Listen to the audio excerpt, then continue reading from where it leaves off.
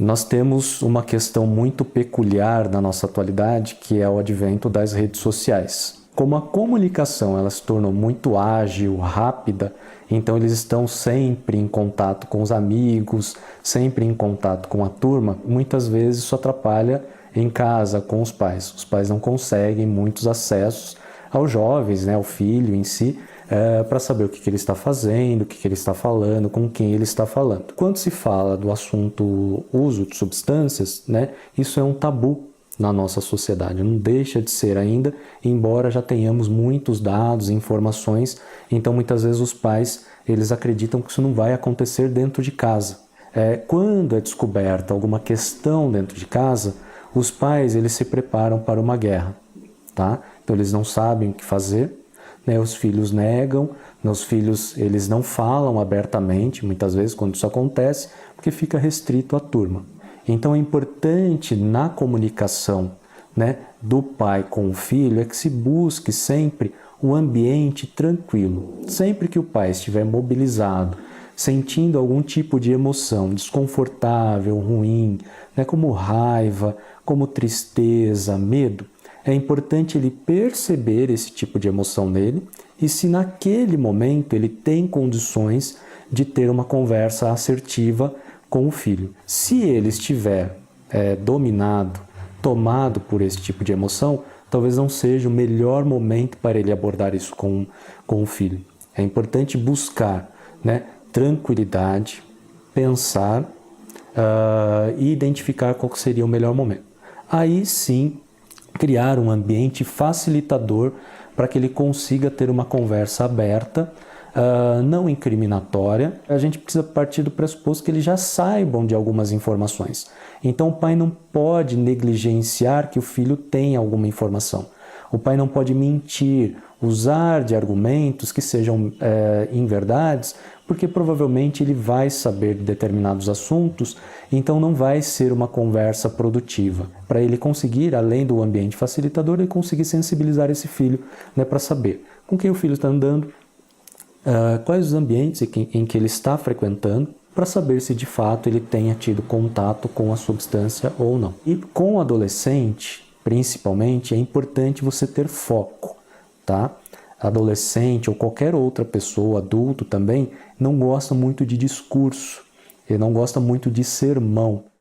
À medida que ele conseguiu identificar o foco, tá? Ele tem que partir de uma comunicação, até numa situação como essa, um assunto como esse, sempre uma comunicação positiva. Ele precisa evitar o não quero que você faça isso.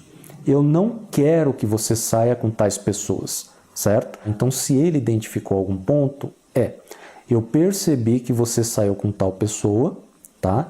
E eu quero saber, ou eu preciso saber onde você foi, com quem foi, por que não ligou na hora determinada, na hora que nós combinamos, porque aí sim ele vai conseguir desenvolver uma empatia com o filho, e aí o filho vai perceber que com essa conexão, com essa empatia, a conversa ela pode transcorrer de uma forma tranquila. Então, nessa comunicação, é importante os pais também evitarem alguns termos do tipo: você sempre me contraria, você sempre chega atrasado, você sempre faz isso comigo.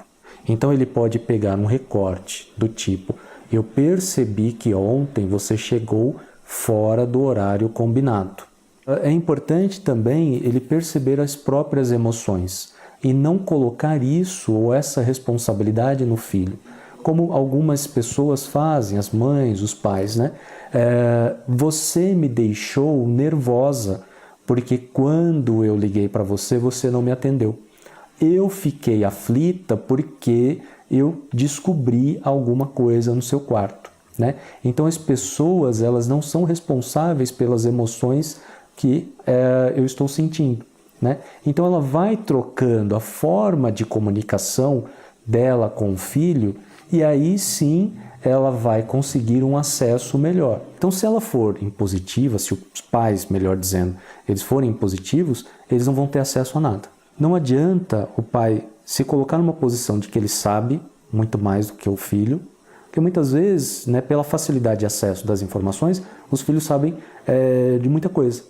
Então, o filho vai quebrar o argumento do pai porque muitas vezes ele vai entender do que eles estão conversando. Então, é muito melhor criar um ambiente acolhedor, porque aí ele consegue desenvolver essa empatia com o filho. O filho percebe que ele está, né, tendo uma parceria dos pais, né, e não uma pessoa que vai incriminá-los, que vai acusá-los. Então é melhor que os pais, primeiro, se preparem emocionalmente, tá? Que estejam num ambiente acolhedor, tranquilos, né? Porque o objetivo é conversar e não criar um ambiente de guerra.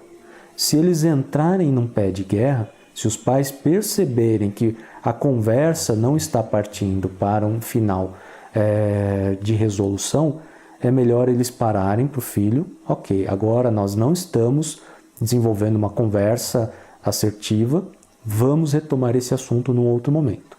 Sempre lembrando na questão do foco.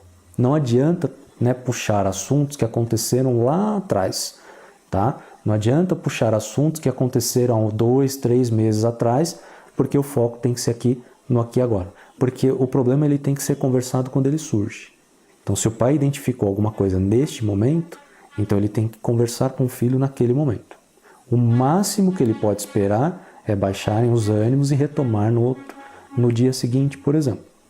Mas não deixar passar 1, 2 semanas, porque aquilo não vai ter efetividade. A família leva em média 4 anos para descobrir o uso de substância. Geralmente 4 anos é muito tempo. A pessoa pode ter até desenvolvido uma dependência de algum tipo de substância, né? Então, quando a pessoa já chega num grau de dependência, geralmente a primeira ajuda que essa família busca é a internação, porque o caso já cronificou. Então, a comunicação com essa criança, com esse jovem, né, ela pode trabalhar, né, num aspecto de prevenção, e aí, se ela precisar de informações técnicas mais embasadas, de suporte, ela pode buscar grupos de autoajuda, como grupos de amor exigente, os grupos do Narcóticos Anônimos e do Alcoólicos Anônimos, né, o Al-Anon e o Nar-Anon, que acolhem essas famílias também para orientação, acolhem para informações e para conseguirem dar um bom suporte para a família. É importante que ela busque apoio, suporte, né? Porque a questão emocional é tão grande que ela precisa compartilhar isso com alguém. É importante que eles busquem serviços especializados, atendimento especializado, né? Que sejam com médicos, psiquiatras, o pediatra, o psicólogo, para esse suporte emocional também um direcionamento bem assertivo em relação a essa demanda, né? No campo da prevenção, é importante nós observarmos a questão do fator de risco, tá? Então, se o pai, a mãe, se eles desejam que os filhos não tenham acesso ao álcool, que não haja a presença do álcool dentro de casa.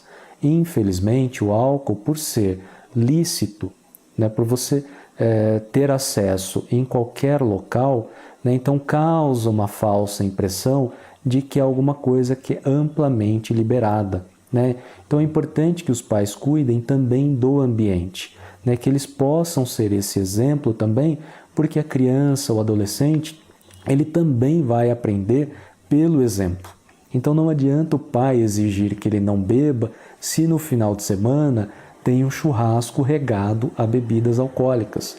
Então é importante ele cuidar também do ambiente para que ele consiga ter, né, uma proximidade com esse jovem, mas que ele possa ser o exemplo também, né? Então é fundamental que isso seja muito bem observado.